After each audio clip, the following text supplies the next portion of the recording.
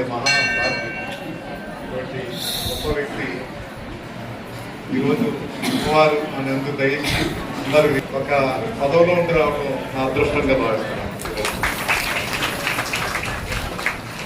ఎందుకంటే అమ్మవారి ఆశీస్సులతోనే కూటమి ప్రభుత్వం వచ్చిందని నమ్మేటువంటి ప్రభుత్వం. రాష్ట్ర దేశవ్యాప్తంగా చూస్తే ఆర్య వైశ్య సంఘం ఎక్కడుంటే అక్కడ భక్తి ఉంటుంది, అక్కడ క్రమశిక్షణ ఉంటుంది.